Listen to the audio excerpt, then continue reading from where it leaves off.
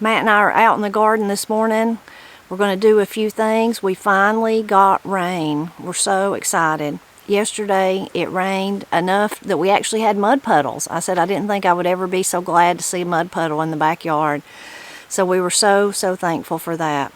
I walked around late yesterday evening and I could just literally hear things that seemed like just sucking up all that moisture. So we were so excited about it.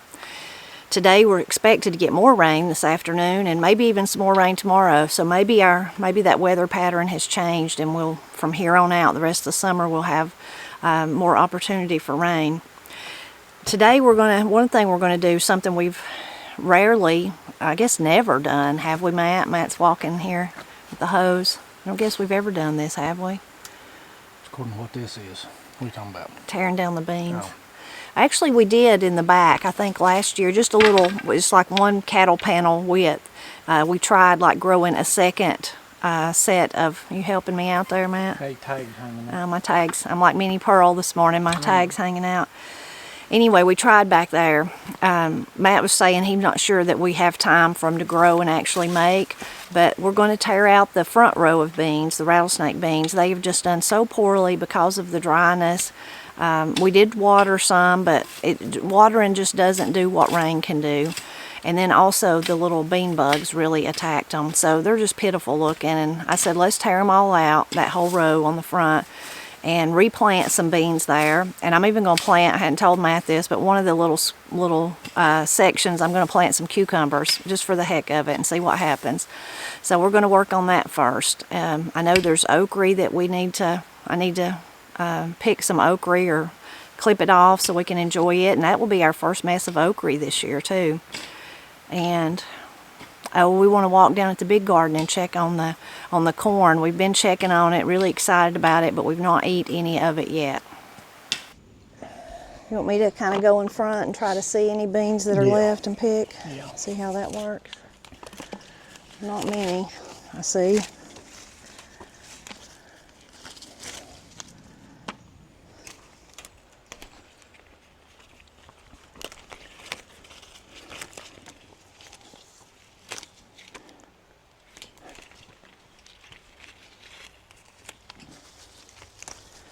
When I see how few beans there are, I don't feel so bad about wanting to tear them all out. It's not even hardly enough a mess here, and we've not picked them in over a week.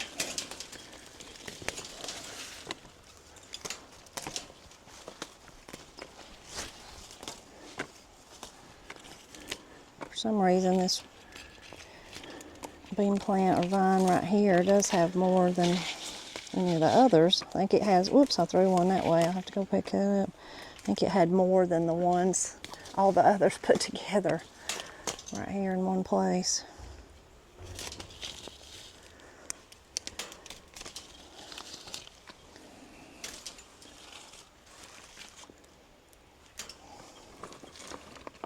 Not many. Slow go. It is. You want some clippers? No.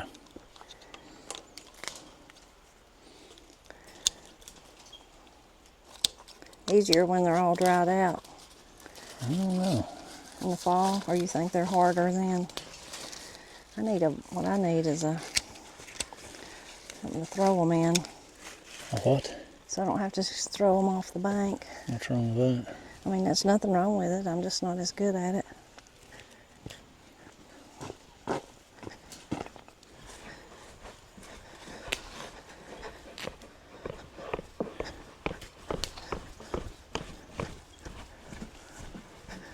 Looks like you got a helper. Yeah, I'm trying to figure out what he's after. Some kind of bug, I guess.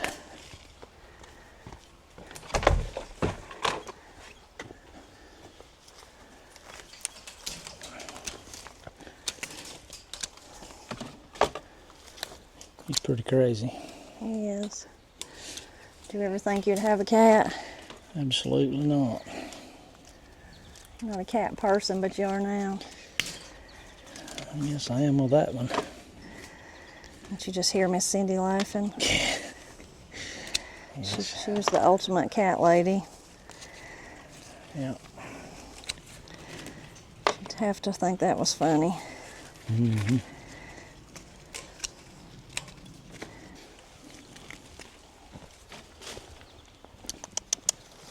Come here, Binkers. Come here. Come here. Come here, Binks. What are you doing, buddy? Sorry, Binks. Terrified you, huh?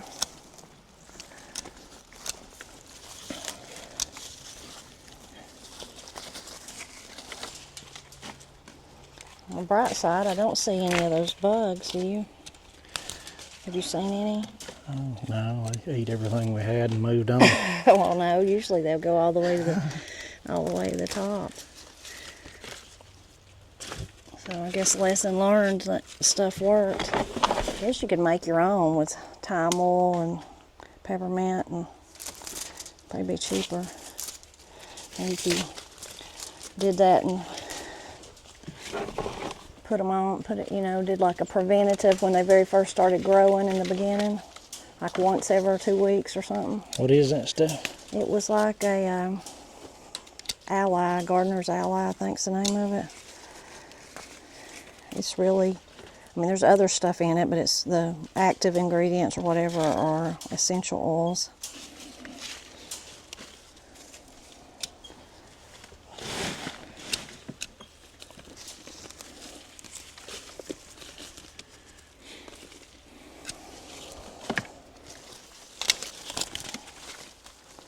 I guess you'd like to feel a cold November wind blowing down your back, wouldn't you? Gosh, yeah.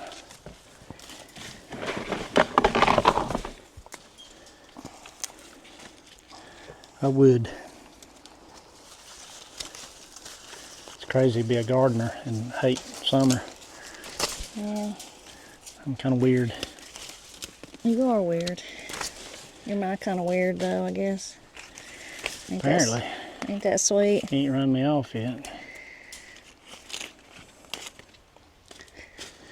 I think he passed the statute of limitations on that anyway. Yeah, I know. I told you. You said you was going to return me. I told you you didn't have a receipt. Yeah. What you doing, Binks? Come here, buddy. What you doing, Binkers? It is muggy and hot today, but it ain't as hot as it has been. That's because the sun ain't out. Yeah.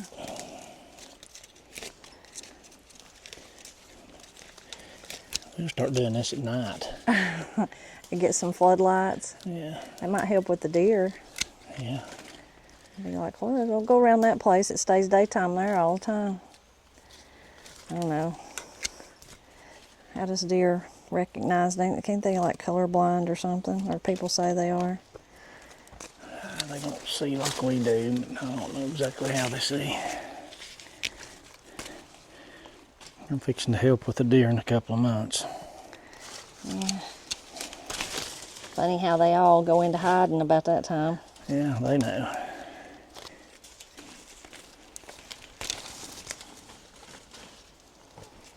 I'm impressed with that stuff because I still ain't seen. This was the ones that you can see were the most damaged from them, and I don't see one.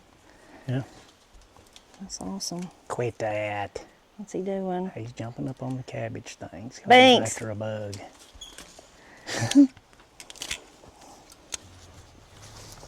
What was he after? I don't know, some kind of bug. If it runs from him, he's after it. It don't make no difference if it's a bug or a Cape buffalo. He's after it. Yeah. Binks the great hunter. Yeah. At least in his own mind. He's a legend in his own mind, one of those things. Yeah, he's the great Pumbaa. In his head, anyway. He's the killer of many grasshoppers. Yeah. He had a katydid. I don't know where he found it, but you know. I don't know.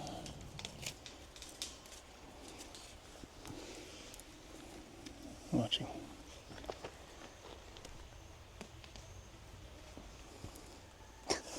Crazy, ain't he? Yeah. He likes to play. Mm-hmm.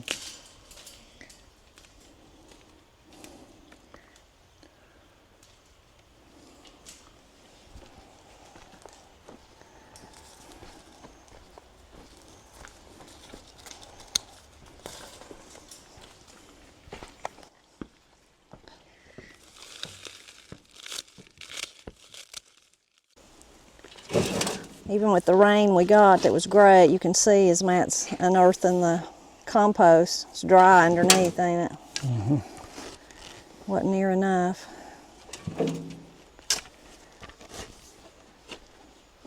I think we'll get some more today and tomorrow, maybe this afternoon.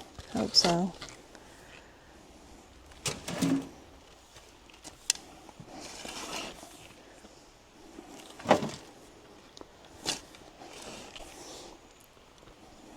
This is the few winter squash that we planted this year.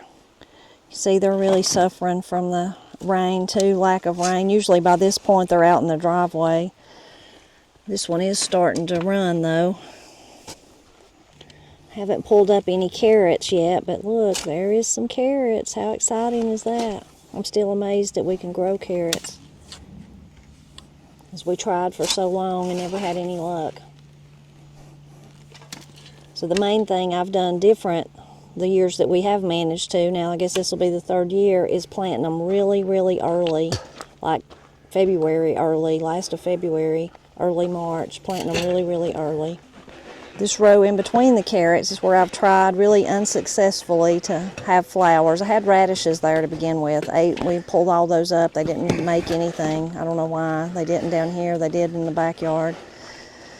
But as you can see, even some of the things I planted from Satterfields died on me. And I watered them. I did manage to keep these watered, but it just wasn't enough. Somehow watering is not the same as rain. So the seeds I brought more of the rattlesnake beans. I saw some other ones, so I grabbed them. This is some Grammy. This was one that someone shared with us. His grandmother had kept the bean and it had been passed down in their family. So I grabbed some of those. We didn't plant any of those this year.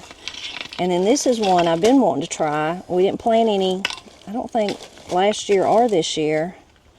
But I wanted to try them because they were from my friend Betty Hogan, and she gave them to me. They were by way of Joanne and Hugh Carringer, who lived just down the road, neighbors too. And Betty Jean said she really loved it. It's just a really great green bean, so I might plant a few of those.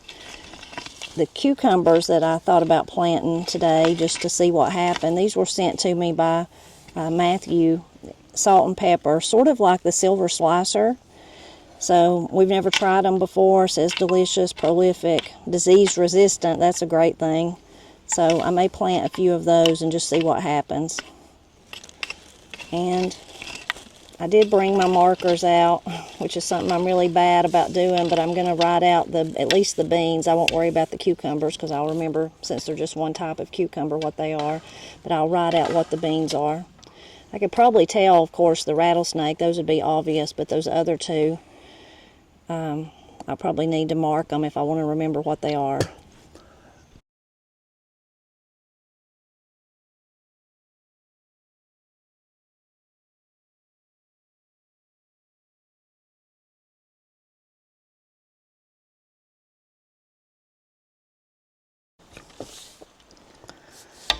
Here we go. Yep. We'll see if anything comes of it.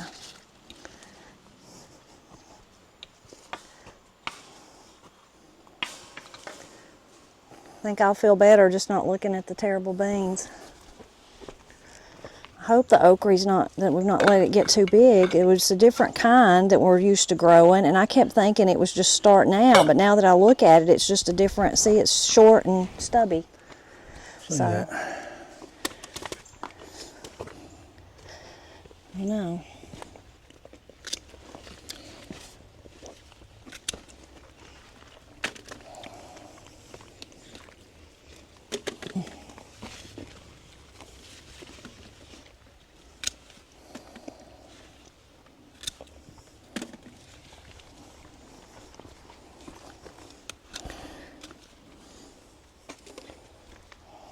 The zinnias that I planted back here behind the tomatoes, they're finally blooming, and they're just really pretty. Really, really pretty.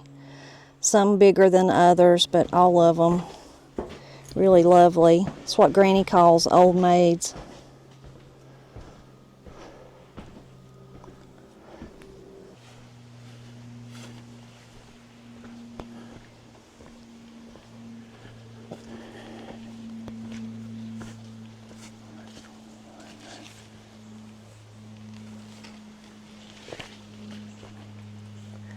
Matt's found some corn laying down. He's trying to figure out what caused it. Wind? Yeah, wind and a little rain's what caused that. There ain't no deer tracks or nothing in it. So this is the part of the corn that looks the best. It's over near the creek, and I guess it had more moisture because it's kind of more in the shade than the rest of it, but again, that protected it from that terrible dryness that we've had. You see the ears are developing there.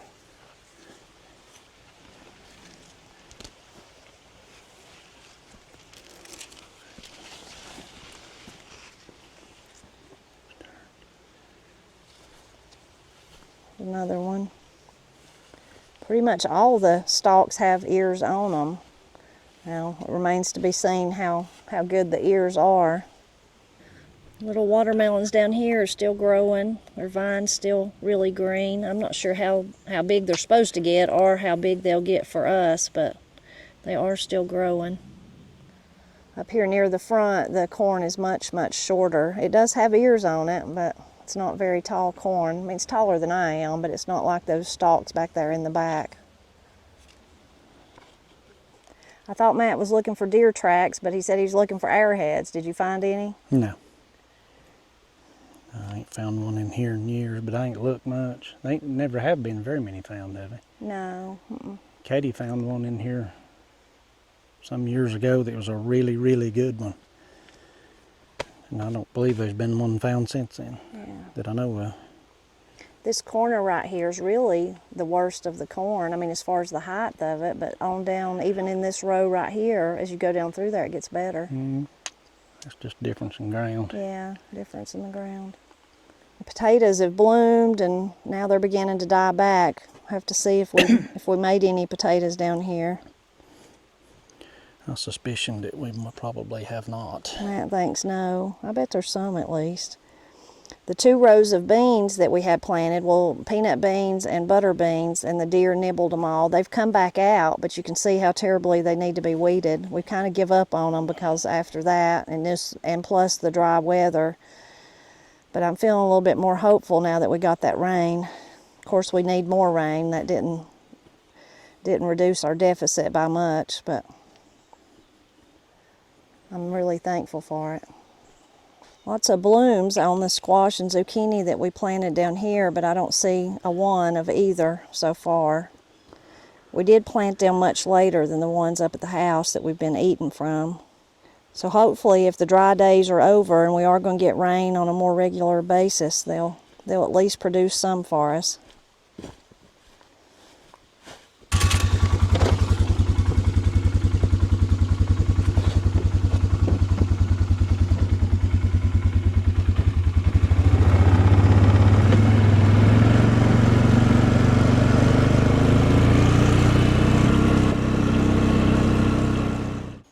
Wild phlox is still blooming. Here's some white. Oh, it's really pale pink, but it looks almost white compared to the hot pink that's growing nearby. When I come up here earlier to get something out of the greenhouse, I just happened to see a cucumber that I've missed probably for 3 or 4 days. It's crazy how they hide from you. And then you look in a different direction, and then you actually see them. So, great old big cucumber there. One of the silver slicers.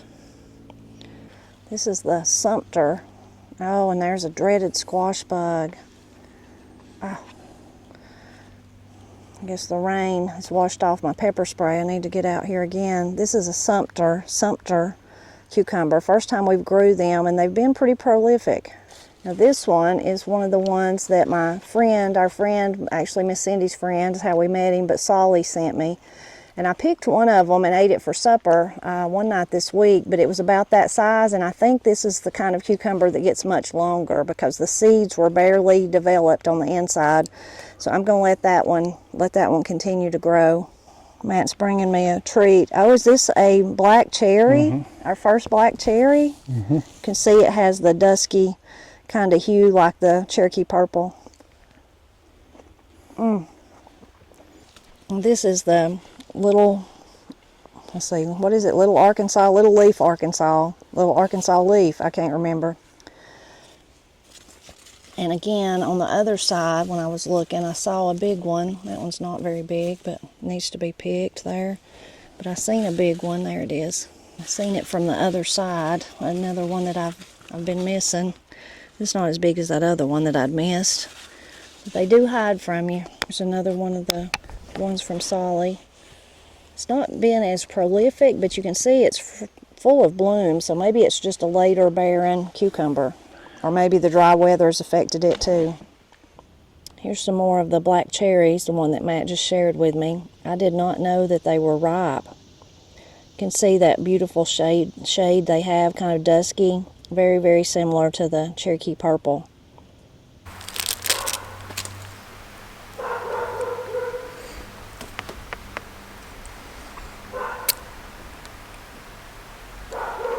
Good. You know what would be good? Make these taste like them tomatoes. Yeah. Make Cherokee Purple flavored popsicle. I wonder if that would ever go. It might. I think we're crooked. I don't know if that helped any or not. Maybe not. It'd go for people like you that love tomatoes. Mm-hmm.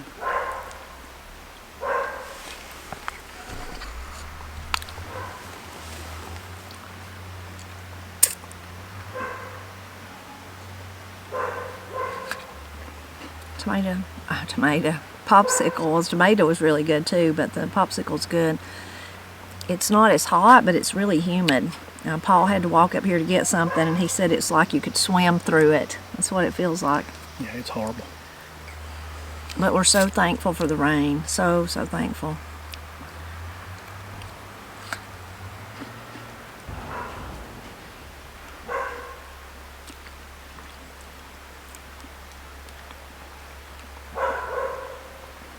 Right on our way over here, Matt's having to sit here, and you wouldn't want to be with us today for the smell. Is it bothering you? I don't even smell it. Right on the, as we were walking over here to sit down, I stepped in a big dog pile.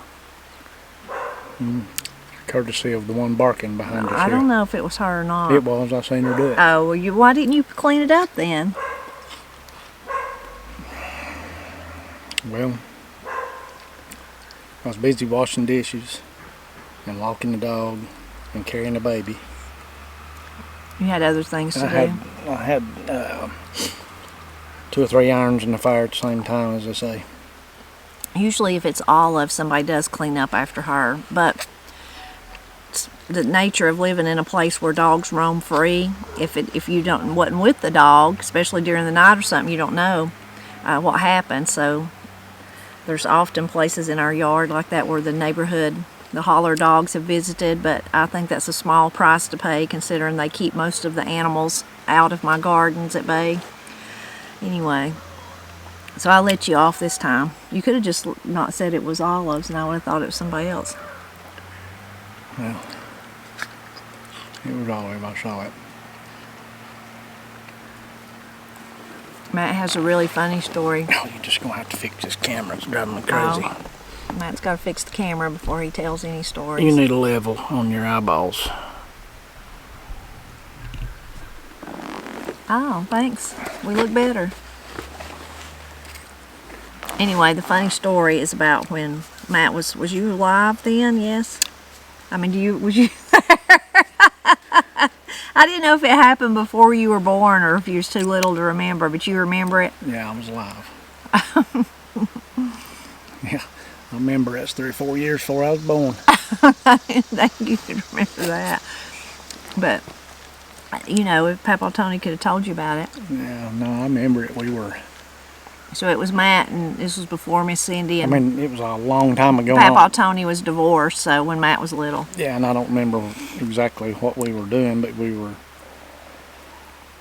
don't remember if we were camping or I know we were coming from where we used to camp a lot. And Mama had stepped in a big dog pile somewhere and had it on her shoes. And once you get inside the hot car and going down the road, you can smell it, and they tried to roll the windows down. And my daddy has low tolerance for such things, and they got in an argument over the shoes and the smell and all that, and we hadn't gone too far, and Daddy made her roll the window down and throw her shoes out the window. And then they got in this big argument over it, and I don't remember much other than I do remember the shoes going out the window. And I thought that was, looking back on it, it's kind of comical. You know, you could have stopped and cleaned the shoes off and kept the shoes, but that wasn't good enough for him. Well, in the heat of argument too, Miss Cindy may have just said, "I'll show you. I'll get rid of my shoes." Yeah, I don't remember exactly how that went. I just remember the window rolled down, and the shoes went out the window, and they were gone. So at the time, I'm sure it was not funny, but as long as I've known Matt, that's a story that gets told by Miss Cindy or by Papa, and everybody laughs. It took, I'm sure, a lot of years before you could laugh about it, or I mean for them, if they've been in a, when you're fighting, a lot of times it's like that. You feel so passionate about something in the moment, and then years later you look back and be like, I was so silly. Why was I fighting about that? It was funny though. You have to look back at things like that in life. Well, you got to have the context of my daddy too. That's what makes it funny. Papa Tony has a weak stomach. I do too, so I totally understand him. I get sick about smelling stuff and seeing stuff. I don't think I'm as bad as he is, am I? Yeah, you're pretty close. Pretty close. Yeah, but he has a weak stomach and a short temper.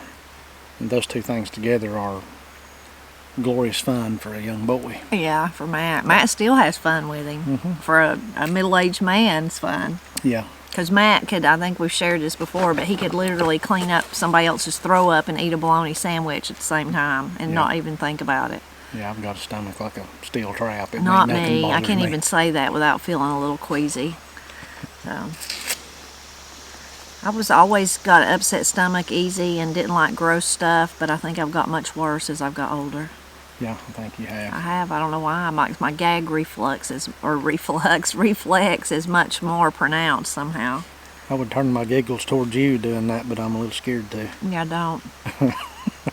Matt just purposely does stuff to Papa Tony or tells him stories, and he'll say, "Shut up!" I used to. I don't do it much now. Matt used to work with a man that was like that too. Yeah. And he had ultimate fun with him. Oh yeah, I had a blast with that guy. It was a lot of fun. It's funny how us humans have those little tics like that are certain stuff bothers you. If you watch Corey and Katie's video, they both have texture stuff they don't like about textures, which I think is just crazy. Yeah, it's weird. But when I was working at Tri-County, eventually, not in the beginning, but at some point I worked with a lady, a young girl. I guess she's actually a little bit younger than Corey and Katie. Maybe she's slightly older. Maybe just slightly older than Corey and Katie. Anyway, one day I was saying about how strange that was, and Corey and Katie was just weird for being like that. And then she told me, no, it's real. I have it too. So then she told me whatever the big name is, and said, it's a real thing. It's textures bother certain people.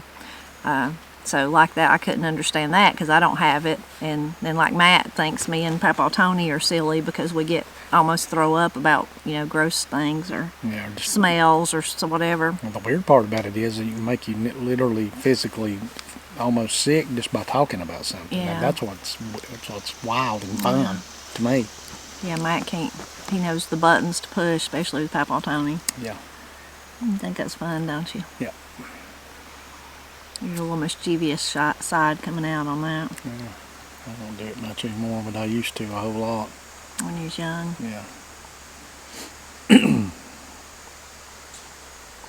Well, I don't know if those beans and cucumbers will grow or not, but I don't think we've lost anything by tearing out the beans that sure wasn't. Yeah, I ain't lost anything.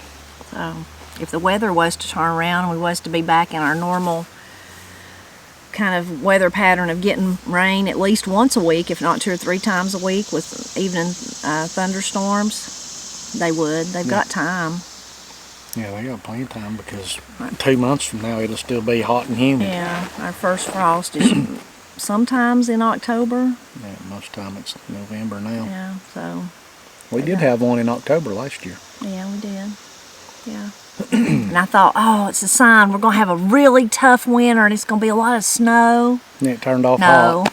No, it was not.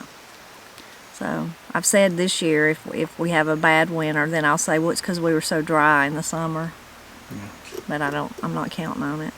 and I say bad winter, I don't mean like I don't want people to suffer or anything, but I just mean I want at least like 2 or 3 big snows. One big snow. And maybe 2 or 3 skiffs would be nice. We ain't even hardly got a skiff of snow. I think we had like one little, I don't even know if you could call that a skiff last year. Just a light dusting. Yeah. So, has been strange though without those storms. Like when we did have rain, was that just yesterday? Yeah. Hearing thunder like that, because we've not, usually just part and parcel of summer is hearing thunder. Now we've heard it once or twice in the last, probably in June and maybe 1st of July, but it didn't, it just fizzled out. So it's strange not to have those storms that kind of come fast and furious and then leave fast and furious, and usually they dump a good amount of rain, but we've not had any bad storms like that. What was that, like the end of May or something, where that storm went and it went on? It didn't come here, but on up through Andrews and places and tore up. I guess that was the last really severe, if you think about it, severe one. Our area where we're at right here is not prone to having, like thinking about tornadoes, but we do get a lot of times like maybe a severe thunderstorm that has, what do they call it, straight line winds, things like that. And there can be tornadoes, it's just not as common as other places.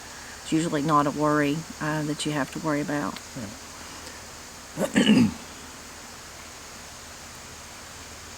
And then it's funny, everybody, has in common the weather wherever you live. People talk about the weather. In the summer, we all say it's so hot. In the winter, it's so cold, But thinking about the storms, then, when I think about us not having them this year, it makes me think of the ones that stand out in my mind from years past.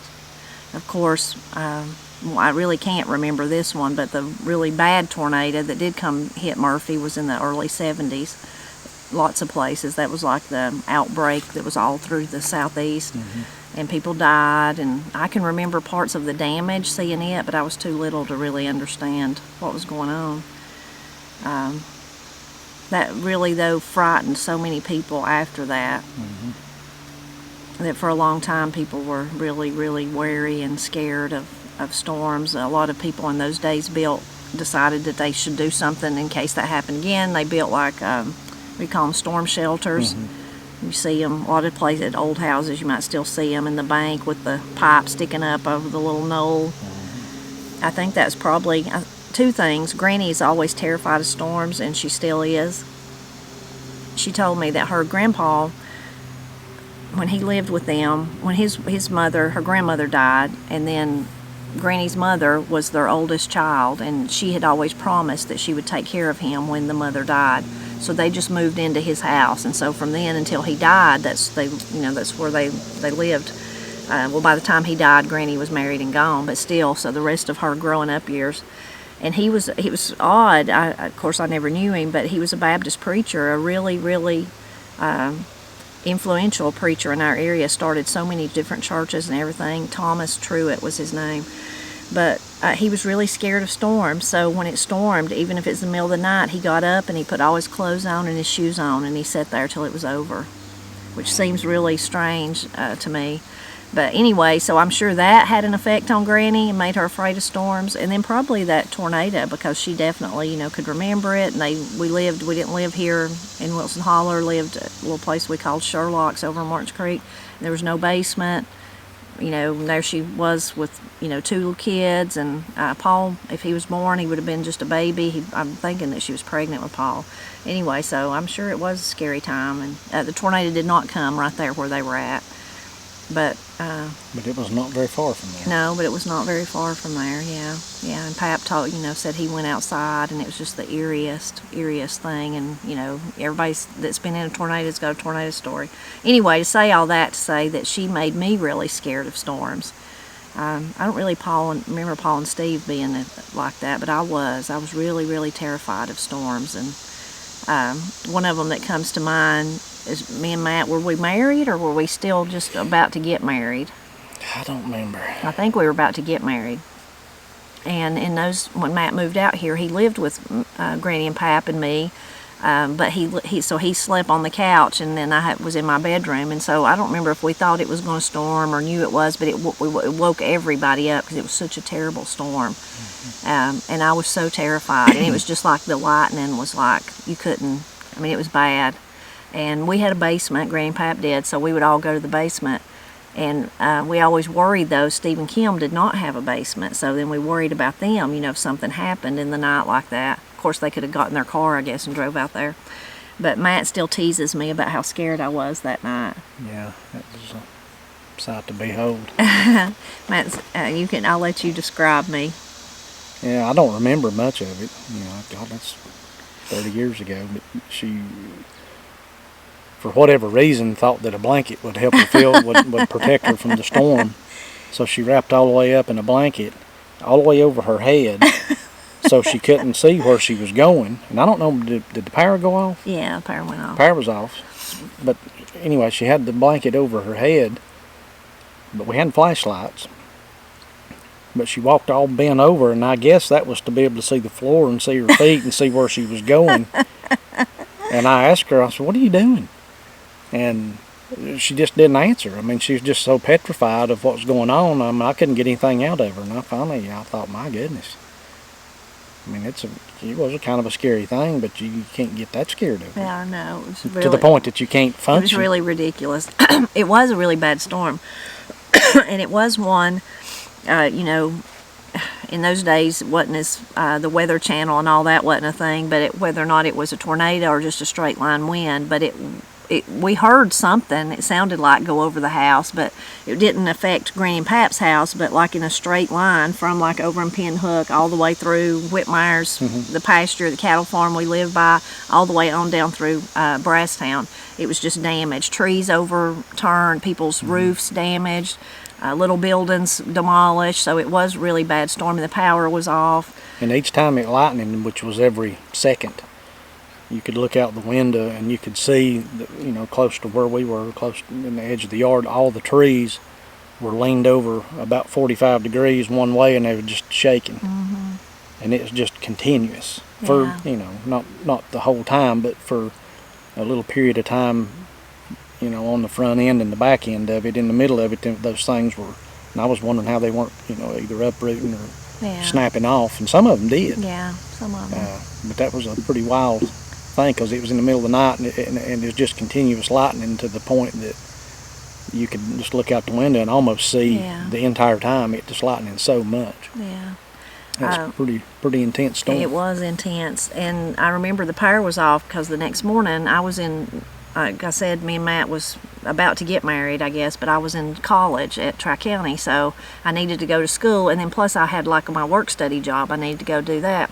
So I remember me trying to get ready with no power, but I did go on, and one of the first people I seen was Mr. Cabe. He's one of the people I credit with my love of Appalachia, because he was my Appalachian Studies professor, and he just lives, over the ridge there, Pinhook.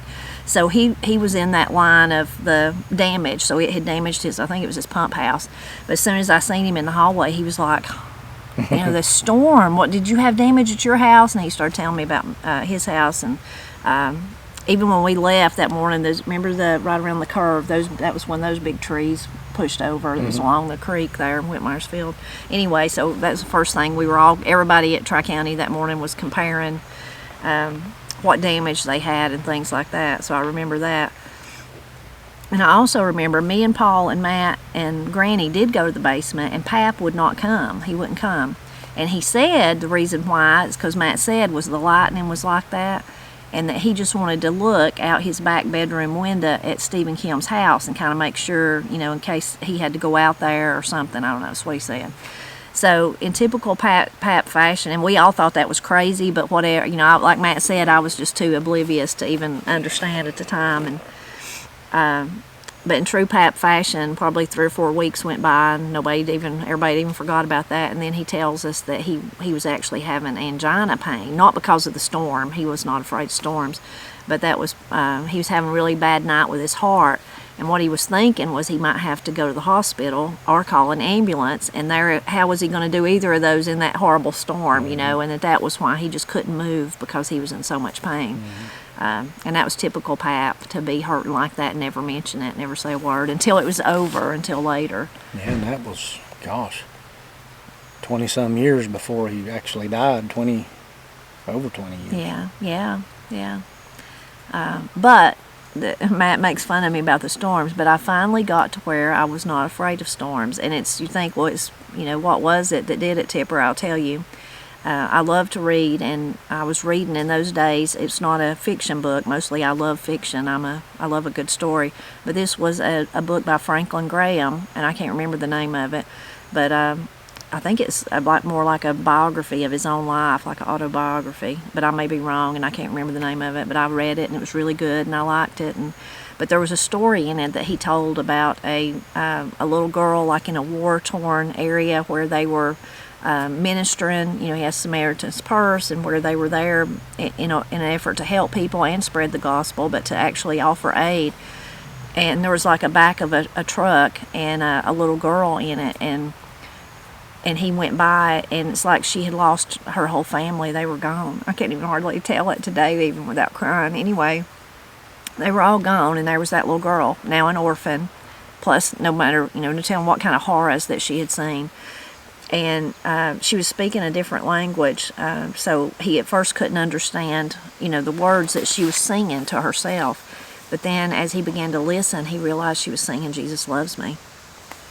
And that just touched me so much, and I thought, oh my goodness, if that little girl could show that bravery, you know, I can't not be afraid of a storm in a safe house, you know, with a basement, in a place that tornadoes rarely come, you know, all those things. Like, you are so silly, Tipper. You are so ridiculously silly. And literally, I wasn't afraid after that. You know, I just wasn't. I was like, I just can't, you know, God's in control, and, you know, it's not likely. It's like being afraid of, you know, something that's likely to never, ever happen. Yeah, and there just ain't a great deal you can do about it nothing anyway. I can do about it anyway, right, yeah. So that was, I credit Franklin Graham's story with curing me from being afraid of storms. And I tried my best, and I did. I didn't have to try. I didn't make Corey and Katie afraid of them. I didn't like Granny did me. I didn't talk about them or say anything or whatever. We just sleep through them all now. Yeah. Yeah, now now today with cell phones, you know, sometimes your alarm will go off on your phone, and I think it was that storm in May that did that, and I just woke up and was like, Matt, my phone says there's a storm, because his didn't go off, and Matt got up and went and watched the weather a little bit, and I just rolled over and went back to sleep. Those evening thunderstorms like that, though, are just part of the part and parcel for southern Appalachia. They've not been this summer, though. Yeah. I remember one time a storm, which wasn't really a bad one, but it was a thunderstorm that drove us inside. You remember, I think we'd been to the Cataloochee Baptist Church. Is that where we'd been? And then on our way out, we were going to look at the old buildings, the Caldwell House, and what else is there? That old barn across the road from it. And we were actually at the bottom of the barn looking around, and we were with Don and Susan Cassida and Lonnie Dockery, one of our dear friends. He's gone now. Anyway, it started that, and so somewhere I've got pictures. We ended up going upstairs and just waiting it out and looking out. It was a beautiful place to be stuck in a storm. Yeah, we sat in the hayloft of the barn, their feet hanging out the hayloft doors, and Watching it pour. And looking way out across the field, watching the rain and the lightning. It was pretty cool. Yeah. There's another storm like that really, I wrote about it on the Blind Pig. I could link to it. You could go read it, but I wrote about it one time. But I was over in Pine Log, which is over the ridges that way, but with my friend Tracy. And down the road from them, did you ever see Buck's Pond? Buck Reese's Pond? Yeah. So there was a pond, and one day we decided we were going to walk down there, the whole family, her stepdad and her mother and her brothers and me and Tracy, and put her bathing suits on, and we was going to walk down there and took our towels and all that, and It was not a pond that was, for me especially, attractive for swimming in. There's like a tree in the middle of it, and Yeah, like a big mud hole. I was more afraid to get in it than I could swim, but I just didn't like it. But anyway, they all did. There was a rope you could swing off of. I was way too chicken for that, but they did it.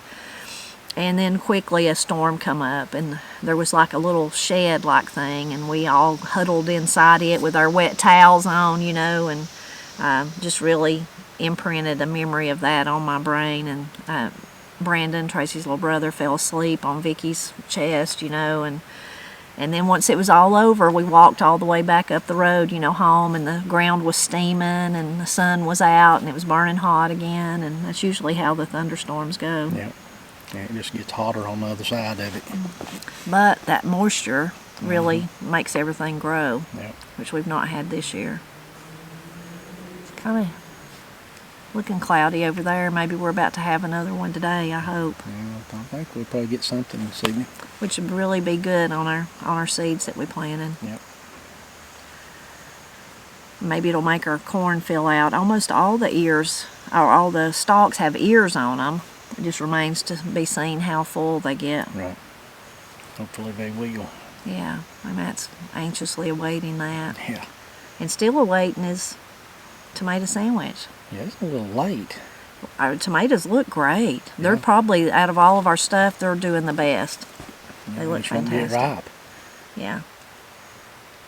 There's one little one hanging there that I'm just going to have to just go ahead and get. And it'll make a sandwich, but it's not much more than that. You have to like cut it in little pieces. You've done that before with Tommy Toes. Yeah. Bless Matt's heart, he had to do that last year because I misplanted the tomatoes. Yeah. Yeah. Yep. Well, I guess you've about come unfed. Yes, I have. I'm quite hungry. I'm a little bit hungry. I'm more excited that it looks like it might rain again. Yeah, I hope it does. I hope so too. Me and Matt's tired out of watering, and it gets old fast when you're doing it by hand and and it don't do as good either. That's the other thing. It just don't do as good as rain. You can put a tanker of well water on it and it won't do what 45 minutes of a rain will do. Yeah.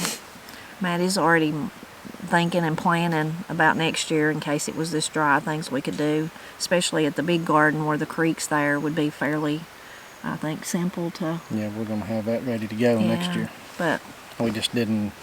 we never have in all the years. Yeah, didn't foresee this coming, and kind of was, kind of rushed on getting that going, and baby's on the way, and Granny in the hospital. Granny in the hospital. Just didn't have time to fool thinking about that, but we'll be ready for it next year. Yeah. Matt's even thinking of some stuff up here. We do pretty good with the hoses and the carrying, and we've got 2 big hoses that stretch both ways. Matt's got a sprinkler.